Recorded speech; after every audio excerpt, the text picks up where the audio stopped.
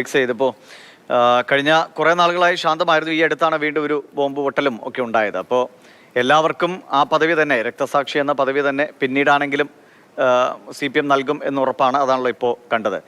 ഇതിൽ പാർട്ടി അണികളുടെയും മറ്റിടങ്ങളിൽ നിന്നുള്ള മറ്റ് രാഷ്ട്രീയ പാർട്ടികളുടെയും ഒക്കെ പ്രതികരണങ്ങൾ ഇക്കാര്യത്തിൽ ലഭ്യമായിട്ടുണ്ടോ?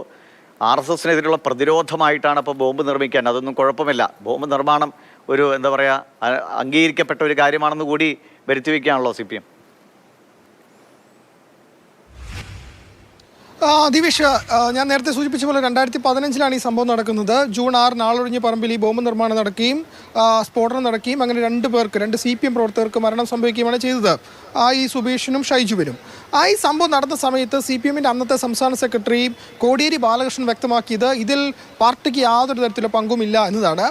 എന്നാൽ കണ്ണൂർ ജില്ലാ നേതൃത്വം അവരെ തള്ളിപ്പറയാൻ തയ്യാറായിരുന്നില്ല. അതായത് ഈ പറയുന്ന ബോംബ് നിർമ്മാണത്തിനിടെ സ്ഫോടനം നടന്ന് മരിച്ച 2 പേർക്കും അവരുടെ സംസ്കാര ചടങ്ങിലടക്കം CPM നേതാക്കൾ പങ്കെടുത്തു. മാത്രമല്ല അവരുടെ മൃതദേഹം ഈ പറയുന്ന ആശുപത്രിയിൽ നിന്ന് പോസ്റ്റ്മോർട്ടത്തിന് ശേഷം ഏറ്റുവാങ്ങിയത് അന്നത്തെ കണ്ണൂർ ജില്ലാ സെക്രട്ടറി P. ജയരാജനായിരുന്നു. അങ്ങനെ ഈ കണ്ണൂർ ജില്ലാ നേതൃത്വം ഇവരെ ഒരിക്കലും തള്ളിപ്പറയാൻ തയ്യാറായിരുന്നു. എന്നാൽ സംസ്ഥാന നേതൃത്വം പൂർണ്ണമായും ഇവരെ തള്ളിപ്പറയുകയും ചെയ്തു. ഏതായാലും അതിനുശേഷമാണ് ഇവർക്ക് വേണ്ടി ഒരു സ്മാരക മന്ദിരം, അതായത് ബോംബ് നിർമ്മാണത്തിനിടെ കൊല്ലപ്പെട്ടവരെ അവരെ രക്തസാക്ഷി പട്ടികയിൽ ഉൾപ്പെടുത്തി അവർക്ക് ഒരു സ്മാരകം പണിയാൻ പാർട്ടി തീരുമാനിക്കുന്നത്. അങ്ങനെ 2016 ഒരു വർഷത്തിന് ശേഷം ധനസമാഹരണം നടത്തി.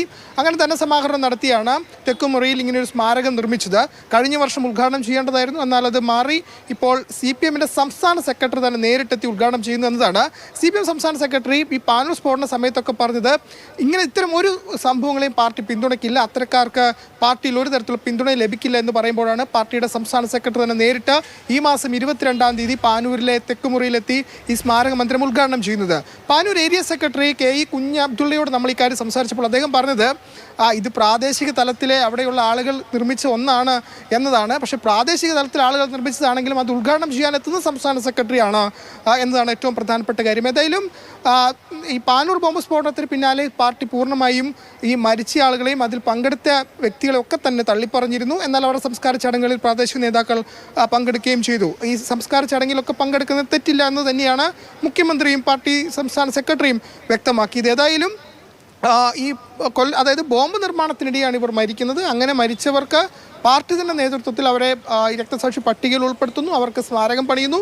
ആ സ്മാരകം ഉദ്ഘാടനം ചെയ്യാൻ ഇപ്പോൾ സംസ്ഥാന സെക്രട്ടറി എത്തുന്നു എന്നാണ്. നേരത്തെ എല്ലാ വർഷവും ജൂൺ 6-ാം തീയതി ഈ പറയുന്ന രക്തസാക്ഷിത്വ ദിനം ആചരിച്ചിരുന്നു.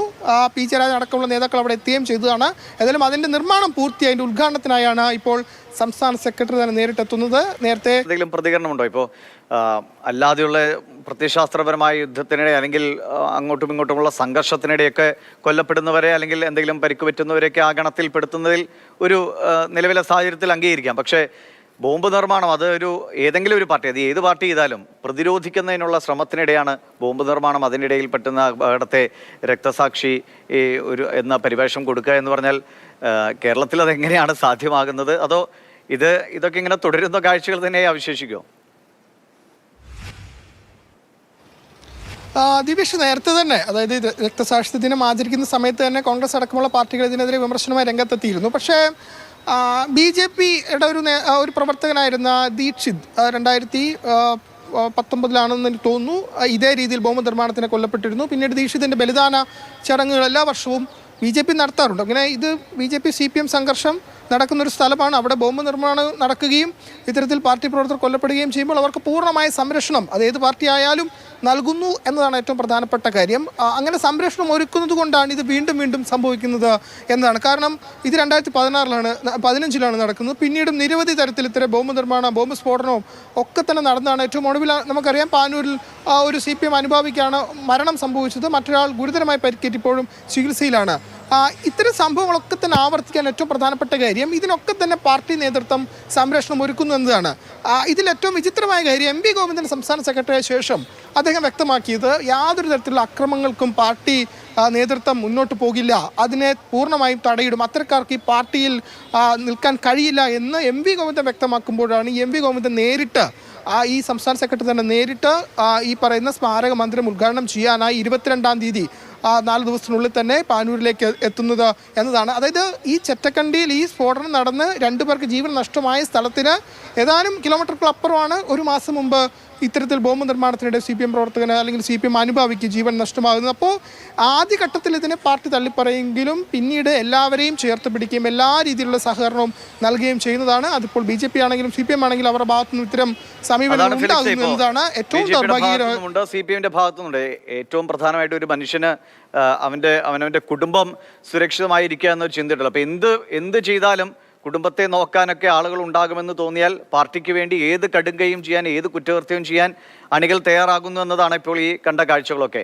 ഇത് ബോംബ് നിർമ്മാണമാകട്ടെ അല്ലെങ്കിൽ മറ്റ് ആയുധങ്ങൾ സംഭരിക്കലാകട്ടെ, ഇതൊക്കെ ഇങ്ങനെ ആളുകൾക്ക് സംരക്ഷണം ഒരുക്കുമ്പോൾ ഇതൊക്കെ നിർത്താൻ ഒരു സംവിധാനവും നേതാക്കളുടെ ഭാഗത്തുനിന്ന് ഒരു സ്റ്റെപ്പ്, എന്തെങ്കിലും ഒരു അക്രമം ഉണ്ടാകുന്നു, 2 കൊലപാതകം വരുമ്പോഴേക്കും നമ്മളൊരു സമാധാന യോഗം വിളിക്കുന്നു, എല്ലാം ശരിയായി, ഇനി കുഴപ്പങ്ങളില്ല എന്ന് പറയുന്നു.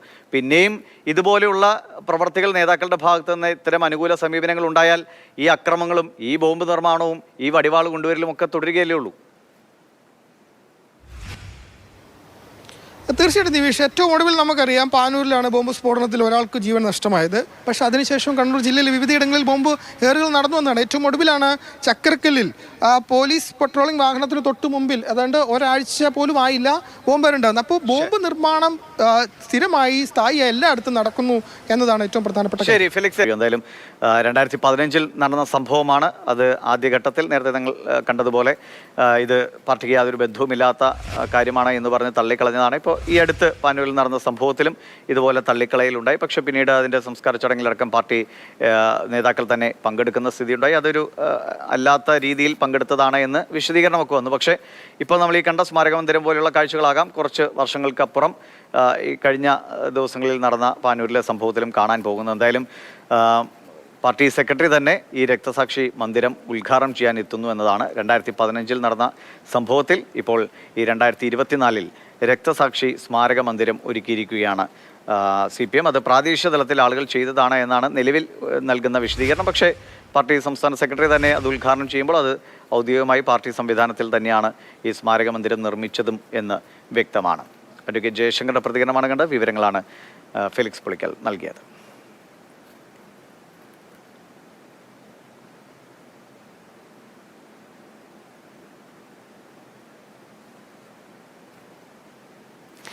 ഫെലിക്സിലേക്ക് ഒരിക്കൽ കൂടി പോകാം. ഫെലിക്സ്, അഡ്വക്കേറ്റ് ജയശങ്കറിന്റെ പ്രതികരണം ഫെലിക്സ് കേട്ട് കാണുമല്ലോ.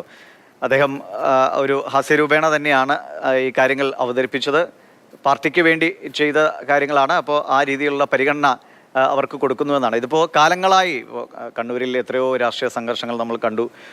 ദിവസവും എന്ന വണ്ണം കൊലപാതകം നടന്ന കാലം ഉണ്ടായിരുന്നു പാനൂരൊക്കെ. പിന്നീട് അതൊക്കെ മാറി കുറച്ചും കൂടി സമാധാന രീതിയിലേക്ക് വന്നപ്പോൾ ഈ അടുത്താണ് അതാ വീണ്ടും ബോംബ് പൊട്ടലും പോലീസിന് നേരെ ബോംബെറിയലും ഒക്കെ ഉണ്ടായത്. അപ്പോൾ ഇത് രാഷ്ട്രീയ നേതൃത്വം കൃത്യമായി ഇടപെട്ട് ഈ അക്രമ രീതികളിലൂടെ അല്ല തങ്ങളുടെ പ്രത്യയശാസ്ത്രത്തിൻ്റെ വളർച്ച എന്ന്, അത് ഏത് പാർട്ടി ആയാലും ഏത് സംഘടനയായാലും ആ രീതിയിലുള്ള ഇടപെടലൊന്നും ഉണ്ടാകുന്നേയില്ലല്ലോ. ഇപ്പോൾ ഈ കാര്യങ്ങളൊക്കെ കാണുമ്പോൾ ബാക്കി എല്ലാ അക്രമങ്ങൾക്കും വളം വെച്ച് നൽകുക എന്നത് മാത്രമാണ് നേതൃത്വങ്ങൾ ചെയ്യുന്നത്. തീർച്ചയായിട്ടും ഈ പാനൂരിലെ ഒരു അവസാനത്തെ സംഭവമാണെന്ന് നമുക്ക് പറയാൻ കഴിയില്ല. നമുക്കറിയാം നേരത്തെയും സമാനമായ രീതിയിൽ ബോംബ് നിർമ്മാണത്തിനിടെ സ്ഫോടനം ഉണ്ടാകുകയും ആളുകൾക്ക് ജീവൻ നഷ്ടമാകുകയും ഒക്കെ ചെയ്യുന്നത് ഒരു പതിവ് സംഭവമായി തന്നെ മാറുകയാണ്. ഇപ്പോൾ ഏറ്റവും ഒടുവിലൊരു ഇടവേള ഇതിനുണ്ടായിരുന്നു എന്നതാണ്. പക്ഷേ പാനൂരിൽ നമ്മൾ സംഭവിച്ചത് കണ്ടതാണ്. ഏതായാലും പാനൂരിൽ ഈ സംഭവം നടക്കുമ്പോൾ ഒരു തെരഞ്ഞെടുപ്പ് കാലമാണ്. അതുകൊണ്ടായിരിക്കും ഒരുപക്ഷെ പാർട്ടി പൂർണ്ണമായും ഇതിനെ തള്ളിപ്പറഞ്ഞിട്ടുണ്ടാവുക. ഏറ്റവും പ്രധാനപ്പെട്ട കാര്യം ഇവർക്കെല്ലാവിധ സംരക്ഷണവും നൽകുന്നു എന്നതാണ്. അതായത് ഇത്തരത്തിൽ ബോംബ് നിർമ്മാണത്തിനിടെ ഒരാൾ കൊല്ലപ്പെടുകയാണെങ്കിൽ അത് അയാളുടെ കുടുംബത്തിനും ആ കുടുംബത്തിൻ്റെ അവിടെയുള്ള അംഗങ്ങൾക്ക് ജോലി നൽകുകയും അങ്ങനെ എല്ലാവിധ സംരക്ഷണവും പാർട്ടി തന്നെയാണ് ഒരുക്കുക. അതിപ്പോൾ CPM എന്നല്ല, BJP ആണെങ്കിലും കോൺഗ്രസ് ആണെങ്കിലും മറ്റേത് പാർട്ടി ആണെങ്കിലും ആ രീതിയിലുള്ള സംരക്ഷണം തന്നെയാണ് എല്ലാവരും ഒരുക്കുന്നത്. അങ്ങനെ ഒരുക്കുന്നത് കൊണ്ട് തന്നെ അവർക്ക് വലിയ ആത്മവിശ്വാസം നൽകുന്നു. അവർക്ക് വീണ്ടും വീണ്ടും ശക്തമായി മുന്നോട്ട് പോകാൻ കഴിയുന്നു എന്നതാണ്. അത് വളരെ ദൗർഭാഗ്യകരമായ ഒന്ന് തന്നെയാണ്. മാത്രമല്ല പോലീസ് പാനൂർ ബോംബ് സ്ഫോടനത്തിന് പിന്നാലെ പോലീസ് പറഞ്ഞത് എല്ലാ ദിവസവും ഞങ്ങൾ പരിശോധന നടത്തും, ബോംബ് സ്ക്വാഡ് പരിശോധന നടത്തുമെന്നാണ്. പക്ഷേ അതിനുശേഷം പാനൂർ ബോംബ് സ്ഫോടനം 1 മാസം മുമ്പാണെങ്കിൽ ഒരാഴ്ച മുമ്പ് ചക്രക്കല്ലിൽ സമാനമായ രീതിയിൽ ഐസ്ക്രീം ബോംബ് എറിയുന്നൊരു സ്ഥിതി ഉണ്ടായി. അപ്പോൾ ബോംബ് നിർമ്മാണം ഇപ്പോഴും വ്യാപകമായി പലയിടങ്ങളിൽ നടക്കുന്നുണ്ട് എന്നതാണ്. അതായത് നമ്മുടെ സംവിധാനങ്ങൾക്ക്, സർക്കാർ സംവിധാനങ്ങൾക്ക് പോലും അത് കണ്ടെത്താൻ കഴിയുന്നില്ല.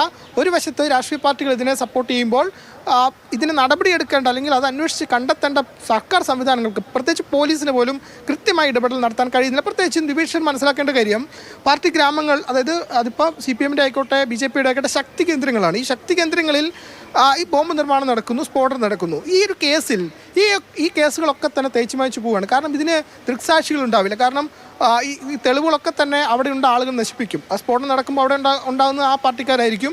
അവർ ആശുപത്രിയിൽ എത്തിക്കുന്ന അവരാണ്, എല്ലാ സംവിധാനവും ഒരുക്കുന്നവരാണ്, തെളിവുകൾ നശിപ്പിക്കുന്നതൊക്കെ അവർ തന്നെയാണ്. അതുകൊണ്ട് ദൃക്സാക്ഷികൾ ഉണ്ടാവില്ല. അതുകൊണ്ട് തന്നെ ഇത്തരം കേസുകളിൽ ഈ ബോംബ് നിർമ്മാണം ഉണ്ടാവുകയും അതിൽ സ്ഫോടനം നടക്കുകയും കൊല്ലപ്പെടുകയും ചെയ്യുന്ന കേസുകളിൽ പോലും മുന്നോട്ട് അന്വേഷണത്തിന് പോകാൻ കഴിയാത്തൊരു സ്ഥിതിവിശേഷം ഒരു വെല്ലുവിളിയായി തന്നെ നിൽക്കുകയാണ്. അതുകൊണ്ട് തന്നെയാണ് ഇത് നിയമ നടപടിയിലേക്കും അതായത് ശിക്ഷയിലേക്ക് വരെ പോകാൻ കഴിയാത്തൊരു സ്ഥിതിവിശേഷം ഉള്ളത് എന്നതാണ്. അതുകൊണ്ട് എല്ലാ രീതിയിലുള്ള സംരക്ഷണവും എല്ലാ രീതിയിലും എല്ലാ പലപ്പോഴും ഈ കൊലപാതകങ്ങളോ അക്രമ സംഭവങ്ങളോ ഒക്കെ ഉണ്ടാകുമ്പോൾ പാർട്ടി വിട്ടു നൽകുന്നത് അങ്ങനെയുള്ള പറച്ചിലുകളുള്ളതാണ്. ഇതൊക്കെ ഔദ്യോഗികമായി സ്ഥിരീകരിക്കപ്പെട്ടിട്ടുണ്ടോ എന്ന് ചോദിച്ചാൽ പറയാൻ കഴിയില്ല. പക്ഷേ പാർട്ടി വിട്ടു നൽകുന്ന പ്രതികളാണ് പലപ്പോഴും അകത്താകാറുള്ളത്. പാർട്ടിക്ക് വേണ്ട ആളുകളെ കൃത്യമായി പാർട്ടി എന്ന് പറഞ്ഞാൽ ഏത് പാർട്ടിയാകട്ടോ, ഏത് പാർട്ടിയും അവർക്ക് വേണ്ട ആളുകൾക്ക് സംരക്ഷണം ഒരുക്കുന്നു.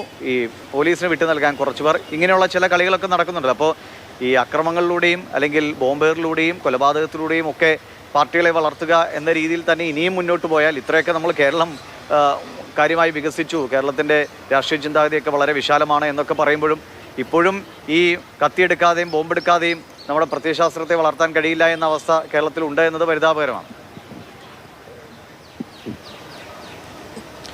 തീർച്ചയായിട്ടും ദിവിഷ്, മാത്രമല്ല ഇപ്പം ഇങ്ങനെ ഒരാൾ ബോംബ് നിർമ്മിക്കും ഒരു പക്ഷേ പ്രാദേശിക നേതൃത്വം അറിഞ്ഞുകൊണ്ടൊക്കെ തന്നെയായിരിക്കുമല്ലോ ചെയ്യുന്നത്. അപ്പോൾ അങ്ങനെ ബോംബ് നിർമ്മാണം നടക്കുകയും അങ്ങനെ നടന്ന് കൊല്ലപ്പെടുകയും അല്ലെങ്കിൽ പരിക്ക് പറ്റുകയും ചെയ്യുന്നവരെ സംരക്ഷിക്കാതിരിക്കാൻ പ്രാദേശിക തലത്തിൽ കഴിയില്ല എന്നതാണ്.